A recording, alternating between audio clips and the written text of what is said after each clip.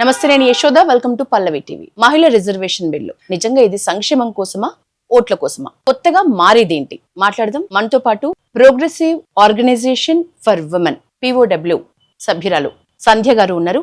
నమస్తే మేడం. బాగున్నారా? నమస్తే, బాగున్నా మేడం. చరిత్రాత్మకమైన బిల్లు, దశాబ్దాల నుంచి ఈ బిల్లు కోసం ఎంతో మంది నిజంగా మహిళా నేతలైతే వెయిట్ చేస్తున్న పరిస్థితి. నిజంగా ఇది మహిళా సాధికారత కోసం ఈ బిల్లు ఉపయోగపడుతుందా?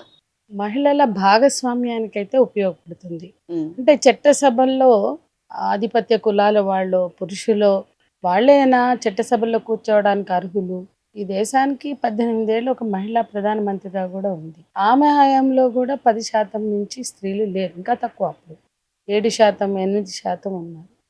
ఇప్పటికీ ఈ దేశ పార్లమెంట్లో 14% దాటి ఎప్పుడూ లేరు. అంటే కారణం ఏంటి అని మనం కనుక చూస్తే, కరడు కట్టిన పితృస్వామ్యమే మహిళల్ని రాజ్యాధికారంలో భాగం కానివ్వట్లేదు. కాబట్టి బీజింగ్ డిక్లరేషన్ కనుక మనం చూస్తే, 4th వరల్డ్ ఉమెన్స్ కాన్ఫరెన్స్ 94లో ఖచ్చితంగా నిర్ణయాధికారంలో సమభాగస్వామ్యం కల్పించాలి అని 4వ ప్రపంచ మహిళా సదస్సు ఘోషించింది. దాని మీద భారతదేశం కూడా సంతకం చేసింది. మేమంతా అక్కడ దానికి హాజరయ్యాం. చైనా బీజింగ్లో జరిగింది. అప్పుడు చాలా గొడవ పెడితే అనేక అంశాల మీద మనం పోస్ట్ బీజింగ్ కాన్ఫరెన్స్ పెట్టుకుందాం. ఆనాటి ఆ సమావేశానికి, అంటే ప్రపంచ మహిళా సదస్సుకి భారతదేశాన్ని నుంచి అధికార ప్రతినిధిగా మాధవరావు సింధియా గారు వచ్చారు. అది కూడా పురుషుడే. మహిళా సదస్సుకి ఒక రిప్రజెంట్ చేయడానికి మహిళలు ఉన్నారు, కానీ టీం లీడర్గా మాధవరావు సింధియా, అప్పటి మానవ వనరుల శాఖ మంత్రి, ఆయన టీం హెడ్గా వచ్చారు. దాని విషయంలో కూడా మేము చాలానే గొడవ పడ్డాం. కాకపోతే ఆయన ఒకటి హామీ ఇచ్చారు, మనం భారతదేశంలో పోస్ట్ బీజింగ్ కాన్ఫరెన్స్ జరుపుకుందాం, ఇక్కడ ఏమేమి చర్చకు వచ్చాయో అవన్నీ కూడా మన దేశంలో అమలు చేయడానికి పూనుకున్నాం. అందులో భాగమే 1/3 రిజర్వేషన్ బిల్ అయినా, కుటుంబ హింస నిరోధక bill, protection from domestic violence, అట్లాగే లైంగిక వేధింపుల నిరోధక బిల్ అయినా, అట్లా ఈ బిల్లులన్నీ అందులో భాగమే. తర్వాత పోస్ట్ బీజింగ్ జరిగింది. గీతా ముఖర్జీ గారు సెలెక్ట్ కమిటీ చైర్పర్సన్గా ఈ బిల్లుని చర్చకి, ఈ బిల్లు ముసాయిదా రూపొందించారు. ఈ బిల్లు ముసాయిదా రూపొందించిన మేరకు ఆమె దాదాపు 1 year లోపలే, 95లో ఇది చివరిలో వేశారు సెలెక్ట్ కమిటీ. 95లో కాన్ఫరెన్స్ అయిన వెంటనే జరిగింది పోస్ట్ బీజింగ్. ఆ సెలెక్ట్ కమిటీ చైర్పర్సన్గా ఆమె ఆనాడు ఉన్నటువంటి చట్టసభల్లో రిజర్వేషన్ అవకాశాలన్నీ ఆమె పరిగణలోకి తీసుకుని, అప్పటికి జనరల్ సవరణ SC STకి ఉంది. SC ST రిజర్వేషన్ ఉంది కాబట్టి కోటాలో సబ్ కోటా కల్పిస్తూ మహిళా రిజర్వేషన్ బిల్లు ముసాయిదాని ఆమె తయారు చేశారు. 96లో బిల్లును ప్రవేశపెట్టారు. కరెక్ట్గా 30 ఏళ్ళు అయింది. బిల్లు 30 ఏళ్ళు అయింది. 20 ఏళ్ళుగా బీజేపీ అధికారంలో ఉంది, NDA. అంతకుముందు UPA ఉంది. మొత్తంగా ఈ 30 ఏళ్లలో మనం కనుక చూస్తే 2 సార్లు UPA ఉంది, 4 సార్లు NDA ఉంది.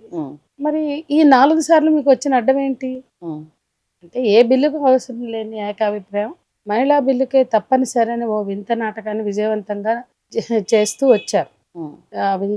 నిజంగా ఒక నాటకం జరుపుతూ వచ్చారు. అంటే బిల్లు బుట్ట దాఖలైతూనే ఉంది.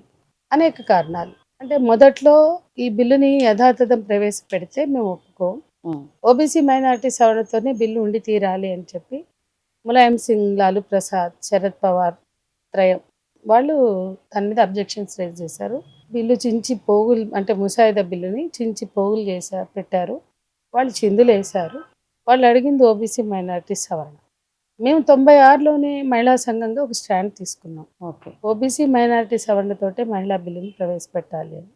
కానీ అప్పటికే మహిళా బిల్లు యథాతథం అంటూ, అదే నేను చెప్పాను కదా, టెక్నికల్గా అవకాశం లేదని. అప్పుడు జనరల్ సవరణగా OBC మైనారిటీని తెండి మహిళా బిల్లుకు కూడా ఇంక్లూడ్ చేయండి అని మేము ఎన్నో మెమరాండాలు ఇచ్చాం.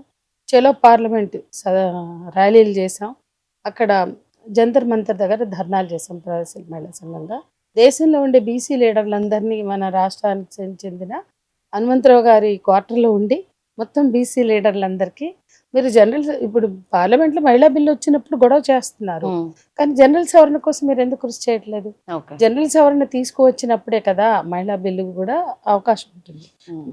మహిళా కోటాలో సబ్ కోటా అనేది పొందుపరచగలుగుతారు అని చెప్పి మేము కూడా ఒక మెమరాండం ఇచ్చాం వాళ్ళందరిని కలిసి ఒకసారి. సో ఈ విధంగా ఈ 30 ఏళ్లలో ఓబీసీ మైనారిటీ సవరణతో మహిళా బిల్లుని ఆమోదించాలనే డిమాండ్తో మేము పని చేస్తున్నాం. ఈ 30 ఏళ్లలో 3 సార్లు చలో పార్లమెంటు వెళ్ళాం. ఒక 100 సార్లు జిల్లాల్లో రాష్ట్రాల్లో రాష్ట్ర పిలుపులు ఇచ్చాం. మార్చ్ 8 ఇంటర్నేషనల్ ఉమెన్స్ డే సందర్భంగా నిర్ణయాధికారంలో సమభాగస్వామ్యం మహిళల హక్కు అని నినదీస్తూ కూడా మేము చేశాం. ఇన్ని ఇయర్స్ గా ఆగిపోయిన ఈ బిల్లు ఇప్పుడైతే ఒక మెట్టు ఎక్కింది మేడం. మరి ఈ క్రెడిట్ ఎవరికి ఇస్తారు? అసలు ఈ క్రెడిట్ నేను ఎవరికి ఇవ్వను. బిల్లు అడ్డుకున్న వాళ్ళు ఎవరు క్రెడిట్ తీసుకోవడానికి అర్హులు కారు అని చెప్తున్నా. ఎందుకంటే వీళ్ళ హయాంలోనే బిల్లులన్నీ ప్రవేశపెట్టబడ్డాయి. ఇప్పుడు ముందు కాంగ్రెస్ హయాం, యూపీఏ హయాం, దేవగౌడ ప్రభుత్వంలో పెట్టారు. ఆ రోజు బిల్లు మీద అనేక అభ్యంతరాలు లేవనెత్తింది ఓబీసీ వర్గాలు. బట్ ఆ తర్వాత ఏ బిల్లుకు అవసరం లేని మహిళా బిల్లు వీళ్ళకే తప్పనిసరి అంటూ వీళ్ళు ఎందుకు అంత యాగి చేశారు అంటే ఒక మాట మనం గుర్తు పెట్టుకోవాలి. ఈ దేశ కూటముల్ని అంటే ఎన్డీఏ కూటమిని లేదా యూపీఏ కూటమిని నిర్ణయించిన దాంట్లో మహిళలే ముఖ్యులు. మహిళ ఒక దశలో ఒక సుష్మా స్వరాజ్ ప్రతిపక్ష నేత, ఒక సోనియా యూపీఏ చైర్పర్సన్ ఆమె హయాంలో, అట్లాగే జయలలిత తమిళనాడు నుంచి ఉంది, రబ్రీదేవి బీహార్ నుంచి ఉంది, యూపీ నుంచి మాయావతి ఉంది, బెంగాల్ నుంచి మమతా బెనర్జీ ఉంది. ఈ మహిళలే కూటమిని నిర్ణయించినటువంటి నిర్ణయాత్మక శక్తులు. అంటే నిజానికి ఏ కూటమి అయినా అటు మాయావతి, ఇటు రబ్రీదేవి, ఇటు మమతా బెనర్జీ, ఆనాడు జయలలిత కూడా ఉన్నారు ఈ బిల్లు ప్రవేశపెట్టిన కాలం. కానీ ఇది తీవ్రంగా చర్చలో ఉన్న కాలం. మరి ఇంతమంది మహిళలు కీలక నేతలుగా కూటమిలే డిసైడ్ అయితే దేశంలో అధికారం ఎవరిది? పార్లమెంట్ భారతదేశ ప్రధానిగా ఎవరుండాలి, ఏ పార్టీ రాజ్యం ఏలాలి అని నిర్ణయించినటువంటి మహిళలు ఉన్నప్పుడు కూడా మహిళా బిల్లుకి ఎందుకు మోక్షం కలగలేదని మనం ఆలోచిస్తే ఏ రాజకీయ పార్టీ, ఇందిరాగాంధీ 18 ఏళ్లున్నా మహిళలకు సంబంధించినటువంటి ఏ బిల్లులు రాలా. ఈ దేశంలో మహిళల బిల్లులు ఏవైనా ఎజెండా మీదకి వచ్చాయంటే కేవలం మహిళా ఉద్యమాల ఒత్తిడితో మాత్రమే. అట్లాగే నేను ఇందాక చెప్పాను కదా, ఇంతమంది మహిళా నేతలు కీలకంగా కూటమిని నిర్ణయించినప్పుడు వాళ్ళు మహిళా బిల్లు అనేది ఎజెండాలో పెట్టి కండిషనల్ గా పెడితే ఖచ్చితంగా ఒప్పుకోవాలి. ఎందుకంటే వాళ్ళకి మద్దతుతోటే కదా అక్కడ ప్రభుత్వం ఏర్పడేది. ప్రభుత్వం ఏర్పడడానికి ఈ మహిళా నేతలే కారణమైనప్పుడు ఈ మహిళా నేతలు దాన్ని ఏమైనా కండిషన్ గా పెట్టారా? పెట్టలేదు. అందుకని ఈ దేశంలో మహిళా రిజర్వేషన్స్ అనేది మహిళలతోటి ముడిపడిందని నేను అనుకోవట్లేదు. ప్రధాన రాజకీయ పార్టీల చిత్తశుద్ధితో ముడిపడి ఉంది. మీరు క్రెడిట్ ఏ పార్టీకి ఇవ్వకపోయినా వాళ్ళు అడ్డుకునే వాళ్ళుగా నేను చూస్తున్నా 30 ఏళ్లలో. ఎందుకంటే ఇట్లా ప్రవేశపెట్టి అట్లా ఆమోదించుకున్న బిల్లులు అంటే 1 సంవత్సరం కాదు, ఒక 15 రోజుల్లో ప్రవేశపెట్టిన బిల్లులు, చర్చ లేకుండా ఆమోదించుకున్న బిల్లులు, ఈ దేశ ప్రజల జీవితాలను చిన్నాభిన్నం చేసే నల్ల చట్టాలు కానీ, అప్పుడు పోటా కానీ, ఊపా కానీ, ఇటువంటి చట్టాలు ఎవరు వెల్కమ్ చేస్తూ వచ్చినాయి. అట్లాగే రైతుల జీవితాలని నాశనం చేసే బిల్లులు, లేకపోతే విద్యుత్ సంస్కరణలకు సంబంధించిన బిల్లులు, ప్రైవేటైజేషన్ సంబంధించిన బిల్లులు, ఇట్లా చెప్పుకుంటే పోతే వందలాది బిల్లులు నామమాత్రపు మెజారిటీతో ఆమోదించుకున్న చరిత్ర పార్లమెంటుకు ఉన్నప్పుడు మహిళా బిల్లు ఎందుకు ఆమోదించబడలేదు? అంటే మహిళా బిల్లుకి అందరూ అనుకూలమే కదా, అందరూ సానుకూలత. యూపీఏ ఓకే చెప్పింది, ఎన్డీఏ ఓకే చెప్పింది, కమ్యూనిస్టులు ఏటో దీనికి సిద్ధంగా ఉన్నారు. ఒక ఓబీసీ మైనారిటీ అనే వాళ్ళ సంఖ్య కొద్దిగా తక్కువ ఉంది. మరి నిజంగా వీళ్ళకి చిత్తశుద్ధి అంటే బిల్లు ప్రవేశపెట్టి ఆమోదించవచ్చు కదా. ఏకాభిప్రాయం కావాలి అంటే ఏ బిల్లుకు అవసరం లేని ఏకాభిప్రాయం దీనికి అవసరం అనే నాటకం ఎందుకు అంత విజయవంతంగా రసవత్రంగా నడిపారు 30 ఏళ్ళు అంటే బిల్లు పట్ల చిత్తశుద్ధి లేకపోవడం. కాబట్టి వీళ్ళు క్రెడిట్ మాదే అని చెప్పుకోవడం అంటే అది అది నిస్సిగ్గుగా. అంటే క్రెడిట్ మాదే అని చెప్పుకోవడానికి మేడం ఇప్పుడు 3 తలాక్ ఒకటి ఉంది, దాని పుణ్యమా అని ఏకంగా ముస్లిం వర్గం నుంచి కూడా మహిళల మద్దతు బీజేపీకి పొందుతున్న పరిస్థితి. ఇప్పుడు ఈ మహిళా బిల్లు బీజేపీ ఓన్ చేసుకుంటున్న పరిస్థితి. ఓవరాల్ గా బీజేపీ గాని మోడీ గాని మహిళల పట్ల ఒక కన్సర్న్ చూపిస్తారు అనే మాట అందరూ ఒప్పుకుంటున్న వాస్తవం. అది వాస్తవం కాదు. నారీ శక్తి అని కనుక వీళ్ళు ఆ బిల్లుకి 2023లో తీసుకొచ్చినప్పుడు 103వ సవరణగా తీసుకొచ్చినప్పుడు నారీ శక్తి బిల్లు అన్నారు. అప్పుడు సెన్సెస్ తో ఎందుకు ముడి పెట్టారు? 2023లో బిల్లు పార్లమెంట్ లో కూడా పాస్ అయింది. ఆల్రెడీ లోక్సభలో యూపీఏ హయాంలోనే పాస్ అయింది. లోక్సభలో వీళ్ళేం పెట్టలేదు. పార్లమెంట్లో మాత్రమే వీళ్ళు పెట్టారు. ప్రతిసారి ఈ బిల్లు చర్చకు వచ్చినప్పుడు ఆ బిల్లు చించకుండా మహిళలు కాపలా దాని చుట్టూ వీళ్ళందరూ దడి కట్టి వీళ్ళంతా ఫెన్సింగ్ లాగా నిలబడి ఆ బిల్లుని ఆమోదింప చేసుకున్నారు. ఎక్కడ? పెద్దల సభలో, లోక్సభలో. తర్వాత దాన్ని రాజ్యసభలో రాజ్యసభలో ఆమోదింపు చేసుకున్నారు. అది యూపీఏ హయాంలోనే, లోక్సభలో కాదు. రాజ్యసభలో యూపీఏ హయాంలో అది ఆమోదించారు. లోక్సభకు వచ్చే వరకు అది ప్రవేశపెట్టకుండానే ఆ ప్రభుత్వం పడిపోయింది.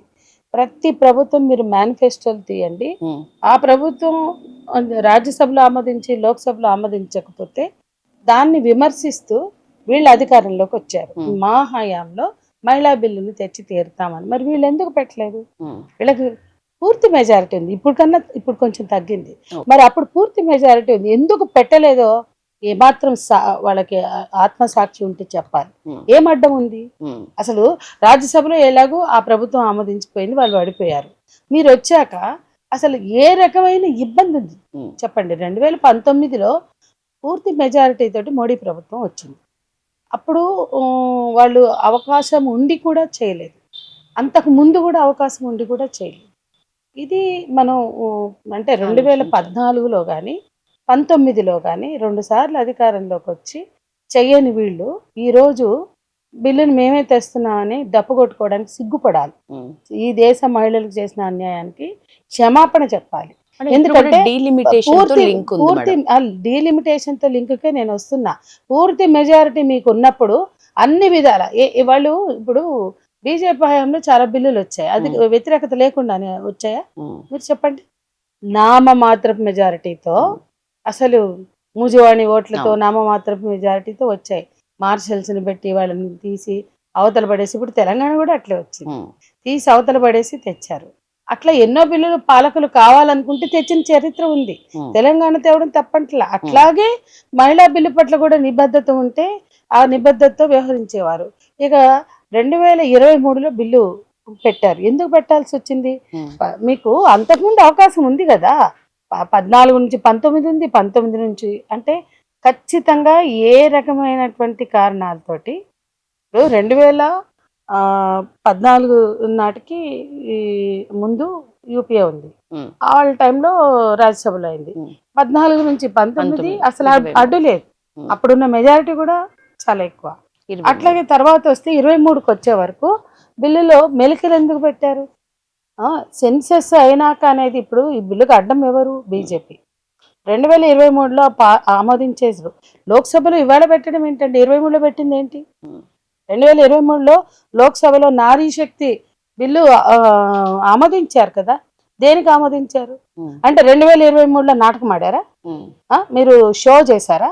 అవును, షో చేశారు. సెన్సెస్ అయిపోయినాక మాత్రమే ఈ బిల్లు అమల్లోకి వస్తుంది అన్నారు. మరి సెన్సెస్ ఎందుకు ఆపుతున్నారు? మీ ప్రభుత్వంలో ఇప్పటికి సెన్సెస్ జరపవలసింది మీరే కదా, సెన్సెస్ ఎందుకు అడ్డుకుంటున్నారు? అంటే ఈ దేశంలో ఓబీసీలకి ఎట్లా అయితే మహిళలకి రిజర్వేషన్ కల్పించడం ఇష్టం లేదో, ఓబీసీ మైనారిటీలకు రిజర్వేషన్ కల్పించడం ఇష్టం లేదు. ఇష్టం లేకపోతే ఇప్పుడు ఎందుకు లేదు? ఓట్ల కోసం చేస్తున్న నాటకం.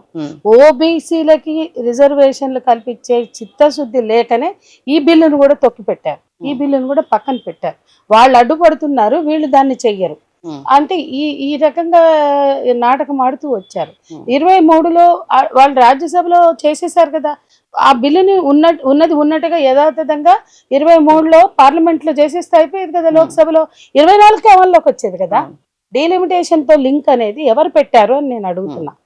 అంతకుముందు మహిళా రిజర్వేషన్ బిల్లులు 1/3 వచ్చినాయి, స్థానిక సంస్థలో వచ్చినాయి, 50 అయినాయి. అవన్నీ ఏమైనా లింకులు పెట్టారా? అట్లాగే 2023లో 3 అంశాలు. ఒకటి, సెన్సెస్ అయినాక మాత్రమే మహిళా రిజర్వేషన్ అమల్లోకి వస్తుంది. 15 సంవత్సరాలు మాత్రమే, 15 ఏళ్లలోనే ఈ దేశంలో మహిళా సమానత్వం వస్తుందా? లేకపోతే సమస్యలన్నీ అయిపోతాయా? అంటే మహిళల ప్రాతినిధ్యం అవసరం లేదా?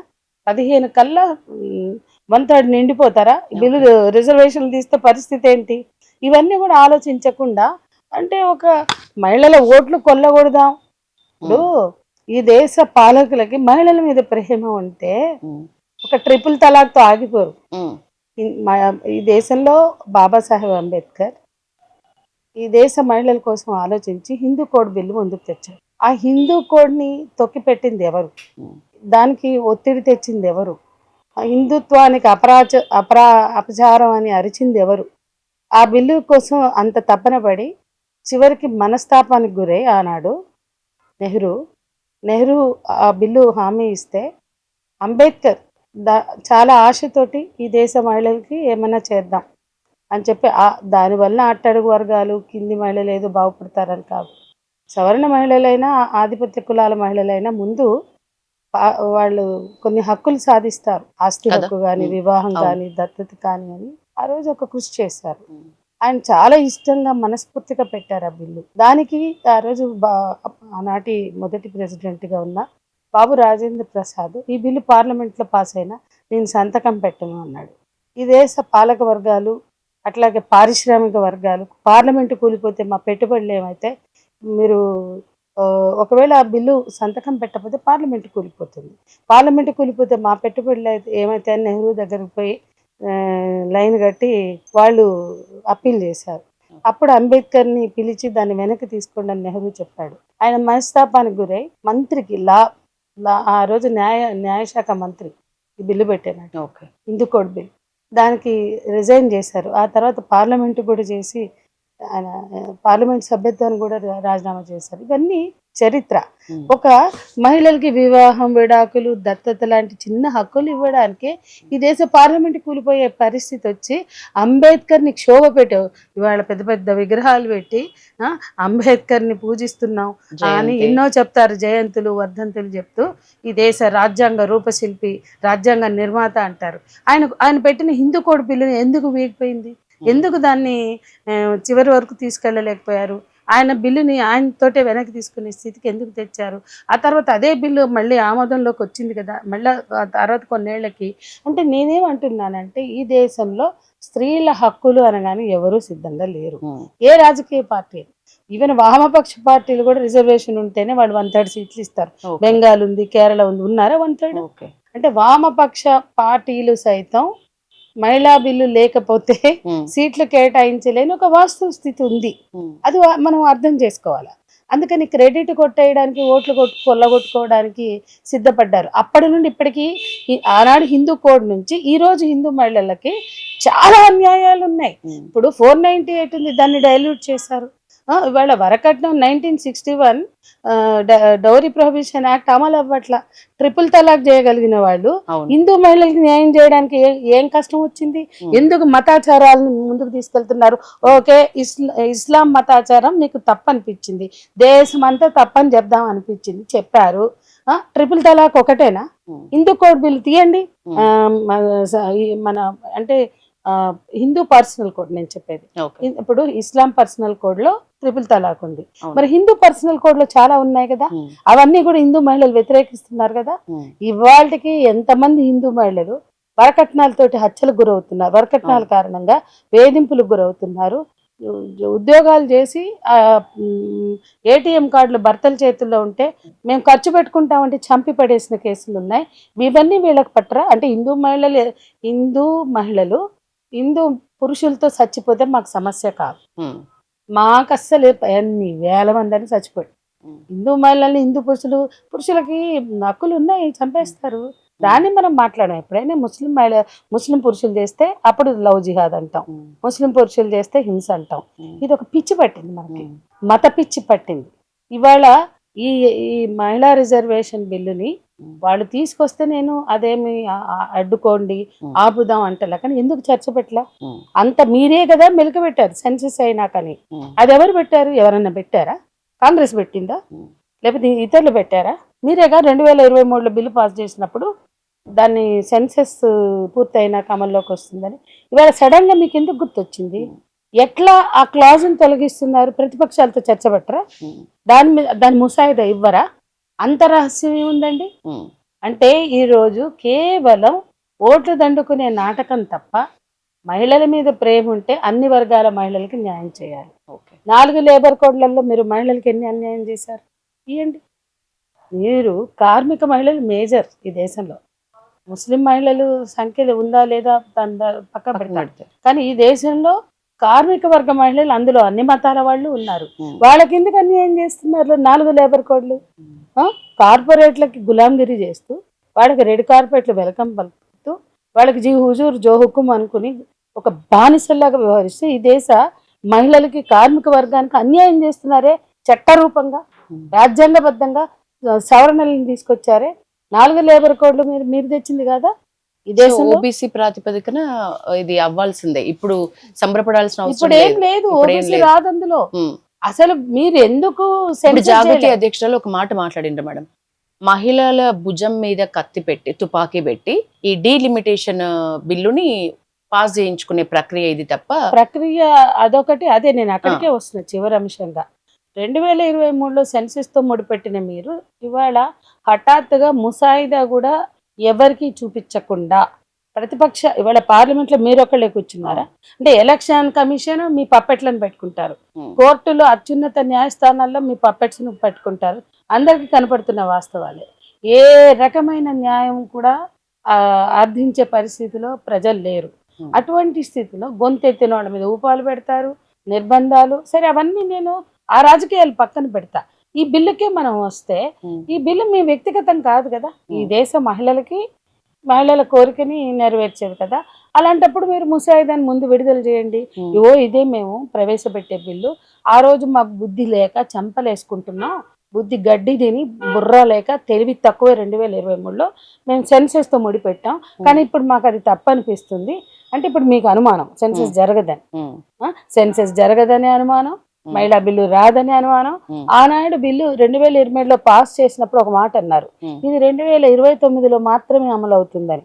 నువ్వు 24లో ఎన్నికలు పెట్టుకుని ఎవరైనా కూడా మనం ఆలోచిద్దాం, 24లో ఎన్నికలు ఉన్నాయి, సంవత్సరం ముందు బిల్లు పాస్ అయింది అంటే రేపు 1 year తర్వాత వచ్చే ఎన్నికల్లో అది అమలు అవుతుందని అనుకుంటామా లేదా? దానికి అంటే ఆ 1 yearలో ఎన్నో బిల్లులు పాస్ చేసుకున్నారు కదా, అవి ఎట్లా అమల్లోకి వచ్చాయి చెప్పండి? నీకు పార్లమెంట్ లో పాస్ అయ్యాక అమల్లోకి వస్తుంది. అత్యున్నత చట్టసభలో రాజ్యాంగ వ్యవస్థలో చట్టసభలో అత్యున్నతం. ఆ పార్లమెంటులో ఒక బిల్లు పాస్ అయితే అది ఆటోమేటిక్ గా అమల్లోకి వస్తుంది కదా. మీరు ఎందుకు మెలకలు పెట్టారు? అంటే మీకు మహిళా బిల్లు మీద ఆ రోజు చిత్తశుద్ధి లేదు. చూద్దాంలే 2029కి, ఈ సంవత్సరం అయితే పాస్ అయ్యాం అన్న పేరుతో కొట్టుకొద్దాం అనుకున్నారు, సెన్సెస్ తో ముడిపెట్టారు. ఇప్పుడు డీలిమిటేషన్ పెద్ద సమస్యగా ఉంది, సెన్సెస్ సమస్యగా ఉంది. ఎందుకు మీకు సమస్య అంటే బీసీలకే రిజర్వేషన్లు ఇవ్వద్దు అనుకుంటున్నారు, బీసీల ప్రాతినిధ్యం పెరగకూడదు అనుకుంటున్నారు. ఈ దేశంలో బీసీలకు కూడా మహిళలకు జరిగింది ఎట్లాంటి అన్యాయమో బీసీలకు జరిగింది కూడా అదే అన్యాయం. బీసీలకు జరిగింది, బీసీలో ఉన్న బీసీ మహిళలకి జరిగింది, మొత్తం మహిళలకు కూడా జరిగింది. కాబట్టి మీకు సెన్సెస్ జరుపుతామన్న ధీమా ఉంటే మీరే 2029 నుంచి మహిళా బిల్లు అమల్లోకి వస్తుంది అన్నారు. ఇప్పుడైనా 2029కే వస్తుంది. ఇప్పుడు పాస్ చేసిన ఎప్పుడు వస్తుంది? మధ్యలో 29 కదా. ముందు సెన్సెస్ సంగతి ఏంటో తేల్చండి. డీలిమిటేషన్ తో ముడి పెట్టింది మీరు కాబట్టి అసలు మీరు గతంలో రాజ్యసభలో పాస్ అయినప్పుడు ఇట్లాంటి లింకులు ఉన్నాయా? ఇట్లాంటి మిలకులు ఉన్నాయా? కాబట్టి చేసిన తప్పులకి లెంపలేసుకోండి ఫస్ట్. ఇవాళ మసిపూసి మారడికాయ చేయడానికి నారీ శక్తి, ఇక చూడండి నిన్న మొన్నటి నుంచి ఏం వదలగొడుతున్నారో ఈ దేశ ప్రధాని. ఆయన ఏదో భిక్ష పెట్టినట్టు ఈ దేశ మహిళలకి అన్యాయం జరుగుతుంటే, అత్యాచారాలు జరుగుతుంటే ఈ రోజు కూడా పార్లమెంట్లో మహిళల భద్రత అనే బిల్లు రాలేదు. బహిరంగ ప్రదేశాల్లో మహిళల భద్రత అనేది ఇంకా ఎజెండాలోకి రాలేదు. మీకు ఏమాత్రమైన మహిళల మీద ప్రేమ ఉంటే బహిరంగ ప్రదేశాల్లో మహిళల భద్రత అనేది ఇప్పటి వరకు లేదు. ఒక పని స్థలాల్లో లైంగిక వేధింపులు ఉంది, బట్ జనరల్ ప్రొటెక్షన్ లేదు కదా. మ్యారిటల్ రేప్ ఎందుకు పార్లమెంట్లో ఆపేశారు?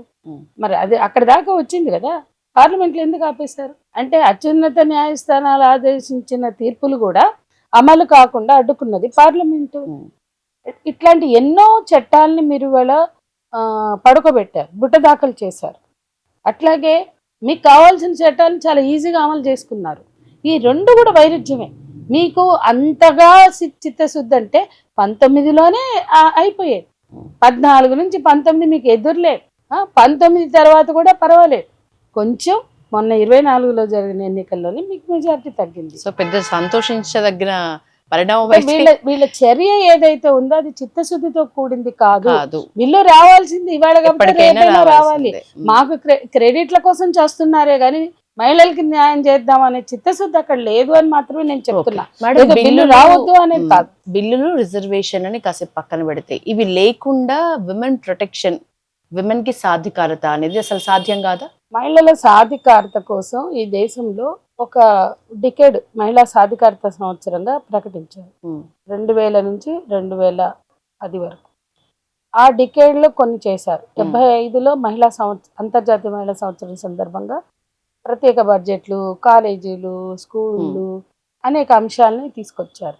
కానీ ఈ ప్రభుత్వం వచ్చాక 2014 మనకి మహిళలకి అత్యున్నత బడ్జెట్ కేటాయింపు 1000 కోట్లు. యూపీఏ చైర్పర్సన్ గా సోనియా గాంధీ నిర్భయ చట్టం 2013 నిర్భయ చట్టం చర్చకు వచ్చినప్పుడు చాలా అద్భుతంగా ఆమె ప్రసంగించారు.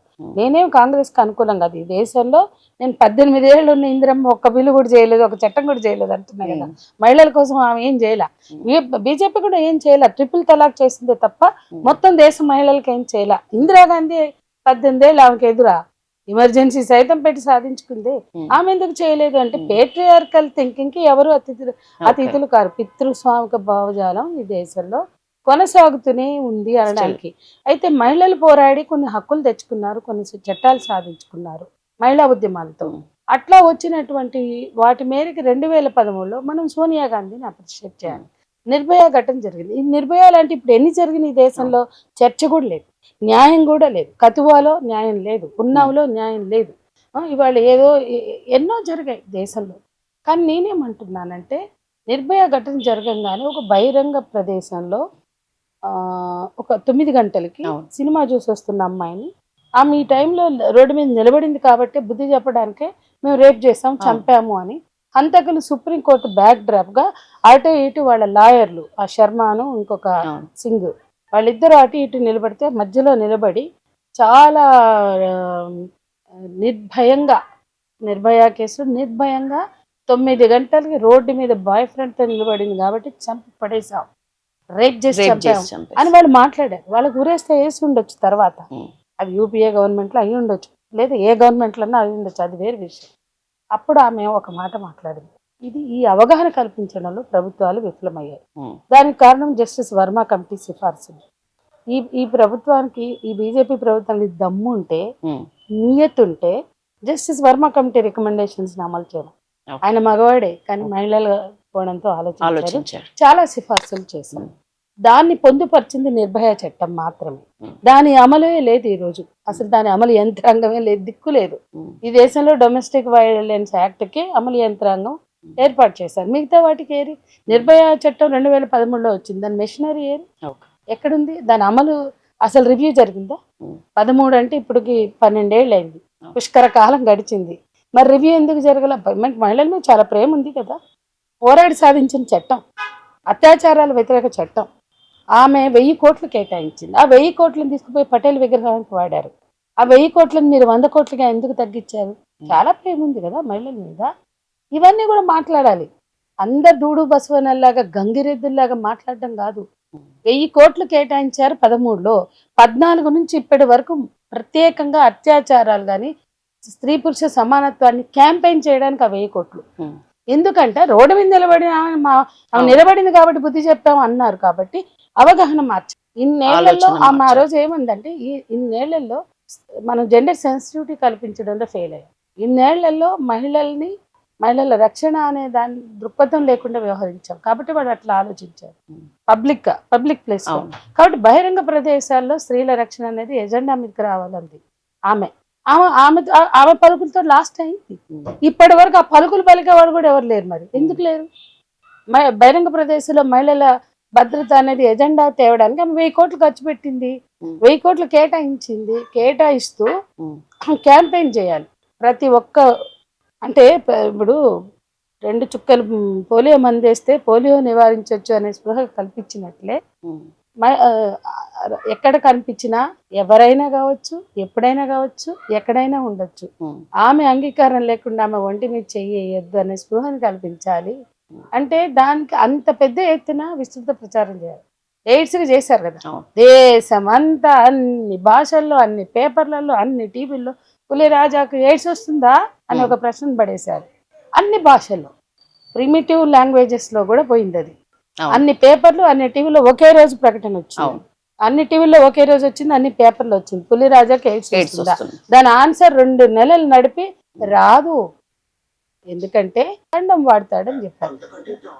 అంటే అంత క్యాంపెయిన్ చేయగలిగినప్పుడు పాలకులకు చిత్తశుద్ధి ఉంటే, తలుచుకుంటే దేశమంతా ఒక స్పృహని కల్పించగలుగుతారు.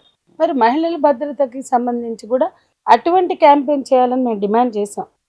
జస్టిస్ వర్మ కమిటీకి సిఫార్సులకి మేమంతా రికమెండేషన్స్ ఇచ్చాం, మా సంఘాలన్నీ ఇచ్చినాయి.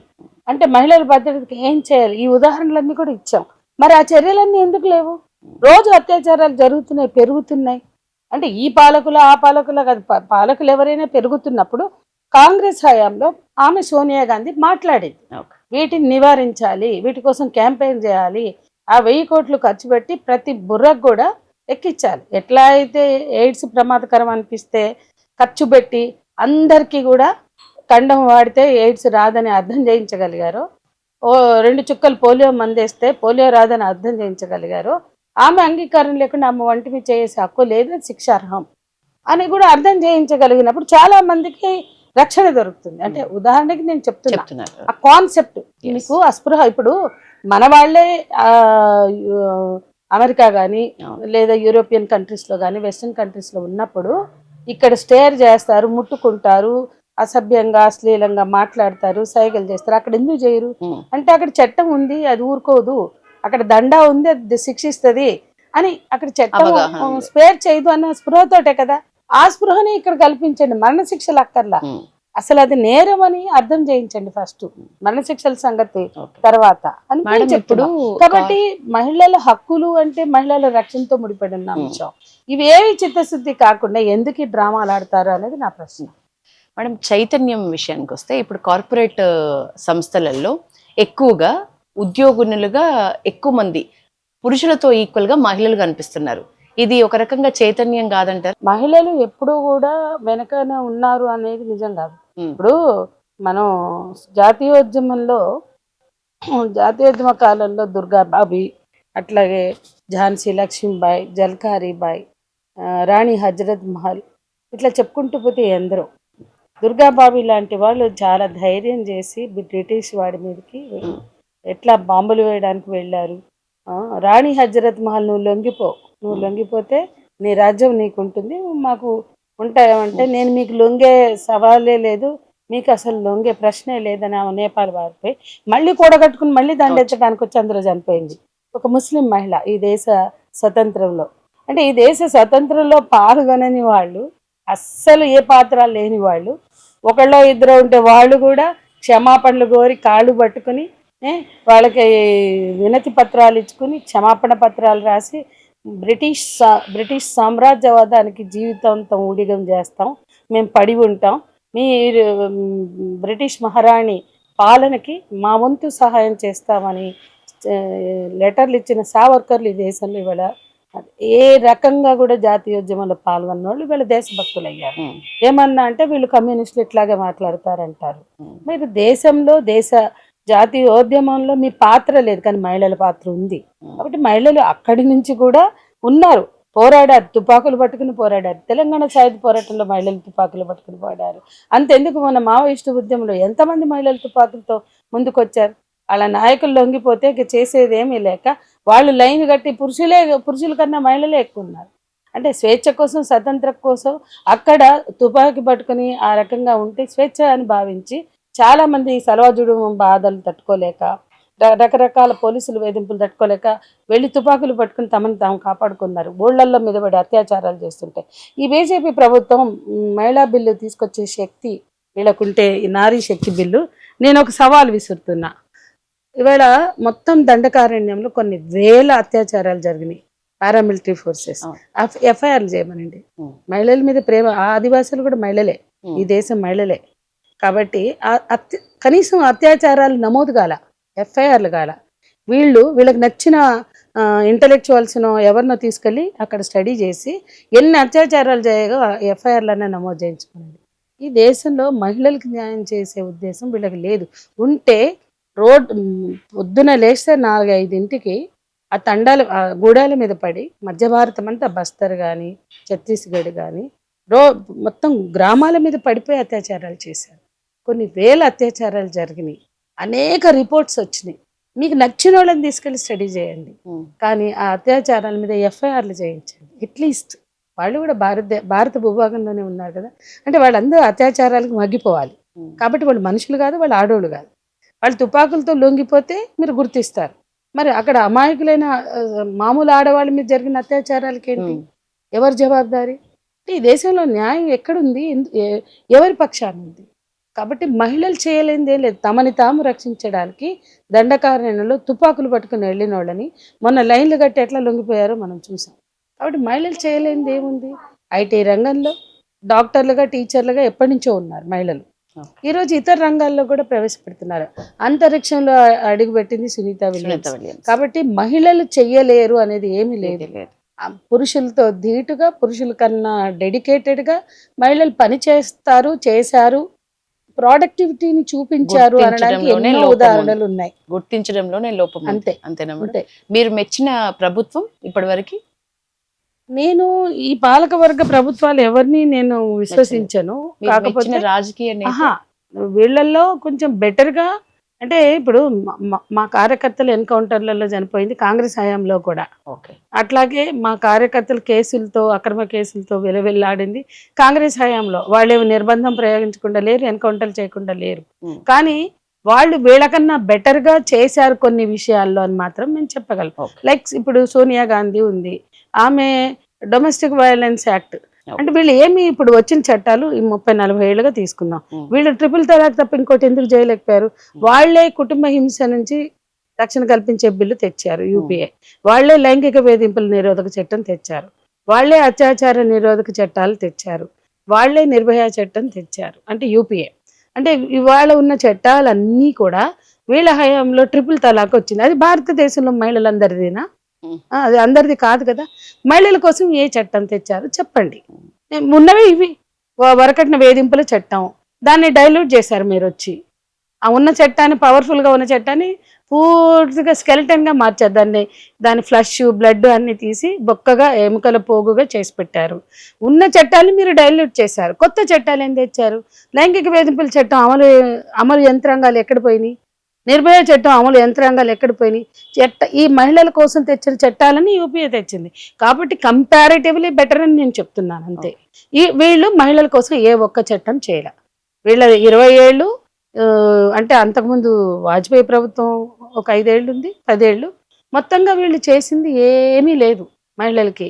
ఈ రోజు ఏం చేయలేమన్న ఆ ప్రశ్నల్లోంచి మేమే ఏదో చేస్తున్నామని వచ్చారు.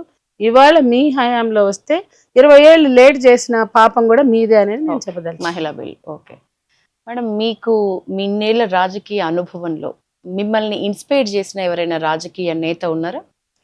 ఇన్స్పైర్ ఏం లేరండి. నేను రాజకీయాల్లో ఇంతో అంతో చెప్పిన మాటకు కట్టుబడి, ఇచ్చిన హామీ కట్టుబడి ఉండే నేత సోనియా గాంధీ అని మాత్రం చెప్పగలను. వాళ్ళ రాజకీయాలతో నేను ఏకీభవించను. నా ఎంఎల్ లెఫ్ట్ రాజకీయాలు, నా మార్క్సిస్ట్ లెనినిస్ట్ రాజకీయాలు. మా పార్టీలో ఎందరో త్యాగాలు చేసినటువంటి మహిళలు ఉన్నారు, వాళ్ళు నాకు స్ఫూర్తి. మేము మాలాంటి వాళ్ళు ఈ రకంగా మమ్మల్ని తీర్చిదిద్దింది కూడా మా పార్టీ నేతలు ఉన్నారు. మహిళలు అందులో తాన్యా గారు లాంటి వాళ్ళు ఉన్నారు, ఇంకా చాలామంది ఉన్నారు. ఎంతోమంది మహిళలు మాకు స్ఫూర్తినిచ్చారు. మేము అటవీ ప్రాంతాల్లోకి వెళ్తే, ఏజెన్సీ ప్రాంతాల్లో అసలు ప్రాణాలు అర్పించిన అక్కల్ని మేము చూసాం. ఆ పోడు భూముల కోసం తెగించి పోరాడుతున్న మహిళల్ని చూసాం. పోలీసులు గీట్లు గీస్తుంటే, ఫెన్సింగులు తవ్వుతుంటే, ప్రభుత్వాలు కంచెలేస్తుంటే, ఆ ఫెన్సింగులు దాటి, కంచెలు దాటి తమ బిడ్డల ఆకలి తీర్చడానికి, తమ కుటుంబాన్ని నిలబెట్టుకోవడానికి పోరాడుతున్న మహిళలు చాలామందిని చూసాం. వాళ్ళ మీద పెట్టిన కేసులు, వాళ్ళ మీద రేపెటం చేసినప్పుడు వెళ్ళి ప్రశ్నించాం. మీరు పోయి అడవులు వదిలేసి, పోడు భూములు వదిలేసి వ్యభిచారం చేసుకోండి అని మాట్లాడిన ఒక పురుషాధికారి నర్సంపేటలో, అతని మీద పోరాటం చేసాం, ప్రశ్నించాం. ఒక మహిళా అధికారి మీకెందుకు అడవి భూములు, మీరు అంట్లు దోముకొని బతకండి అని సెలవిస్తే సువర్చలారెడ్డి అని ఆమెని ప్రశ్నించాం. ఇటువంటి ఎన్నో, ఇవన్నీ అక్కడ మహిళలు చేస్తున్న పోరాటాలే. అంటే ఆదివాసీ మహిళలు అంటే అంట్లు దోముకొని బతకాలట హైదరాబాద్ వచ్చి, ఆ అడవి వదిలి, వాళ్ళకి భాషే రాదు, వాళ్ళకి ఎవరికి తెలుగు భాష సక్రమంగా రాదు. వాళ్ళంట చాలా ఈజీ. ఈ అక్కలు, ఈ రెడ్లు, లేకపోతే ఈ ఆధిపత్య కులాలకు చెందిన అమ్మలు, వీళ్ళు బాగా చదువుకొని వీళ్ళకేదో ఉద్యోగాలు వచ్చినాయని వీళ్ళు పోయి నీకెందుకమ్మా పోయి అంటుదోమ అంటే ఎట్లా ఫీల్ అవుతారు? వాళ్ళు అడవిలో బతుకుతూ అడవి ఉత్పత్తుల మీద బతుకుతూ వాళ్ళని అంటుదోమ బతకమంటారు. బాసనలో పని చేసుకుని బతుకు, నువ్వు అడవి మీద ఎట్లుంటావు, అడవిలో ఎట్లుంటావు అంటే అడవి ఏదో వాళ్ళ అయ్యగాని జాగీర్లాగా. ఎంత ఫారెస్ట్ అధికారులు, పోలీస్ అధికారులు చేసిన దౌర్జన్యాలకు వ్యతిరేకంగా మహిళలు పోరాడుతున్నారు. అది ఇవాల్టి చరిత్ర, నేను పాత చరిత్ర చెప్పట్లే, జాతీయోద్యమ చరిత్ర చెప్పా. కానీ అప్పటి నుండి ఇప్పటి వరకు కూడా తమ బిడ్డల ఆకలి తీర్చడానికి, కుటుంబాన్ని పోషించుకోవడానికి మహిళలు పోరాడుతున్నారు. అది ఇవాల్టి చరిత్ర. ఆ చరిత్ర చూస్తే పోరాటం ఏంటో అర్థమవుతుంది. ఇవి కావు ఇన్నాళ్ళు పడుకుని కవిత డిమాండ్ చేయడము, మహిళా రిజర్వేషన్ల కోసం చేస్తున్న పోరాటం, ఆరోటం అంతకన్నా కాదు. అంటే ఎవరికి వాళ్ళు రాజకీయ ప్రయోజనాలు పొందడానికి మేమే చేసాం అంటే అది పోరాటమా, అది ఆరాటమా? అసలు పోరాటం అక్కడ నడుస్తుంది. ప్రజలు తమ హక్కుల కోసం. ఇవాళ మన హైదరాబాద్లో మూసీ తీర ప్రాంతంలో 10,000 ఇళ్ళు పోతుంటే మూసీ బస్తీలోళ్ళు చేస్తున్నారు, దాన్ని పోరాటం అంటారు. అక్కడ మనం నాదర్గులు పోయాం, 600 కుటుంబాలు రోడ్డు మీద పడుతుంటే కంపెనీలు కోహినూరు, లేకపోతే ఓమేగా, లేకపోతే శిల్పా ఇన్ఫ్రా, వీళ్ళకి మొత్తం ఫెన్సింగ్లు ఇచ్చేశారు భూమి. ఆ రైతులు ఇవాళ అక్కడ మహిళా రైతులు పోరాడుతున్నారు. అది పోరాటం అంటే. కాబట్టి తమ భుక్తి కోసం, తమ భూమి కోసం, తమ భుక్తి కోసం, తమ విముక్తి కోసం పోరాడుతున్న మహిళలు ఈ రోజుకి మన కళ్ళ ముందు. పోరాటాలను చూడడానికి మీరు వెళ్తున్నారు. స్టిల్ ఎన్నో ఏళ్ళుగా మేడం, దశాబ్దాల కాలంగా అలసిపోయాను అనిపించలే మీకు ఎప్పుడు? లేదండి. మా కమిట్మెంట్, మా కన్విక్షనే స్త్రీ పురుష సమానత్వం. మా కన్విక్షనే నిజమైన స్త్రీ విముక్తి. మా కన్విక్షనే అన్ని రకాల ఆధిపత్య భావాలు రద్దవ్వాలి. అన్ని రకాల అణిచివేతలు అంటే ఆధిపత్య వర్గాల, కులాల, జెండర్. ఇప్పుడు ఆధిపత్య కులం ఉంది ఈ దేశంలో, ఆధిపత్య జెండర్ ఉంది, ఆధిపత్య వర్గం ఉంది, ఆధిపత్య మతం ఉంది, ఆధిపత్య జాతి ఉంది. ఈ రకమైన అణచివేతలు రద్దవ్వాలని కోరుకుంటున్నాం. వాటి కోసం పనిచేస్తాం. మాకు ఏ ప్రయోజనాలు ఆశించి మేము ఈ ఉద్యమాల్లో లేము, ఈ రాజకీయాల్లో లేము. మాకు రాజ్యసభ ఆఫర్లు కూడా వచ్చాయి. లేకపోతే అనేక పదవులు, మహిళా కమిషన్ చైర్పర్సన్ అనో, లేకపోతే ఏదో ఒక పదవులు ఇచ్చాయి, ఇంకేదో అవార్డులు ఇస్తాము, లేకపోతే రివార్డులు ఇస్తాము, పద్మశ్రీలు ఇస్తాం. కానీ ఇవన్నీ మాకు అవసరం లేదనుకున్నాం. వాటి కోసం మేము పని చేయలేదు, వాటితో పనే లేదు. సన్మానాలతోటి పని లేదు అనుకున్నప్పుడు సత్కారాలతోటో పదవులతోటి మాకెందుకు పని ఉంటుంది? కాబట్టి మా లక్ష్యం ఒకటి. నెక్స్ట్ ఎలక్షన్స్ లో ఏ ఎలక్షన్స్ లో కూడా నేను పోటీ చేయను. కాకపోతే ఎవరైనా నిబద్ధతతో స్వతంత్రంగా పోటీ చేస్తే, లేదా మార్క్సిస్ట్ లెనినిస్ట్ రాజకీయాలతో చేస్తే అది వేరు. ఈ రాజ్యాధికారం ఎన్నికల ద్వారానే వస్తుంది అనేది అనుకోవట్లే. అలా అని ఎన్నికల్లో మేము పాల్గొంటాం. ఎన్నికలు నేను బాయ్కాట్ చేయం. ఎన్నికలు కూడా ఒక పోరాట రూపం. అంటే ఎన్నికలు ఒక ప్రక్రియ, ప్రజల రాజకీయాలు మాట్లాడడానికి ప్రజాస్వామిక ప్రక్రియ. ఆ ప్రజాస్వామిక ప్రక్రియలో మేము పాల్గొంటాం. కానీ ఎన్నికల ద్వారానే రాజ్యాధికారం వస్తుందని మాకు నమ్మకం లేదు. ఎందుకంటే ఈ ఎన్నికలే డబ్బులున్న వాళ్ళకి, ఈ ఎన్నికల్లో మనీ పవర్, మజిల్ పవర్ అనే పాత్ర చాలా పెరిగింది గతంతో పోలిస్తే. మనం చూస్తుండగానే చాలా పెరిగింది. కాబట్టి ఈ ఎన్నికల్లో ఒక విలువలు ఉంటాయని, విలువలతో కూడిన రాజకీయాలు ఉంటాయని మీరు నమ్మట్లేదు. నమ్మట్లేదు. Thank you madam, thank you so much me valuable టైంకి ఈరోజు. Thank you.